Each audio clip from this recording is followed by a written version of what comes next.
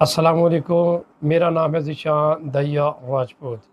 میری بہنوں اور میرے بھائیوں، آج کی اس نشست میں ہم جادو کی ابتدا اور اس کے سفر کے بارے میں بات کریں گے، تاکہ یہ واضح ہو سکے کہ یہ آزمائش کہاں سے شروع ہوئی اور مختلف زمانوں میں یہ کیسے بڑھتی رہی۔ سب سے پہلے یہ جان لیں کہ جادو کوئی خیالی کہانی نہیں، بلکہ قرآن میں اس کا ذکر کیا گیا ہے۔ اللہ تعالیٰ نے سورۃ بقرہ میں بتایا ہے کہ یہ علم بابل کی سرزمین پہ شروع ہوا۔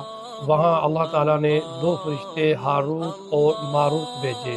وہ لوگوں کو یہ کہہ کر سکھاتے تھے کہ ہم تو فقط آزمائش ہیں، کفر نہ کرنا، لیکن لوگوں نے اس علم کو اپنے مفاد کے لیے استعمال کیا، اور یوں اس طرح جادو دنیا میں ایک حقیقت بن گیا۔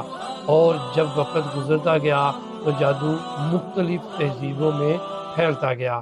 اگلی نشست میں انشاءاللہ میں آپ کو قدیم ان تہذیبوں کے بارے میں بتاؤں گا کہ جہاں جادو کی ابتدا ہوئی، اور ان تہذیبوں میں جادو بڑے زور و شور سے استعمال ہوتا رہا۔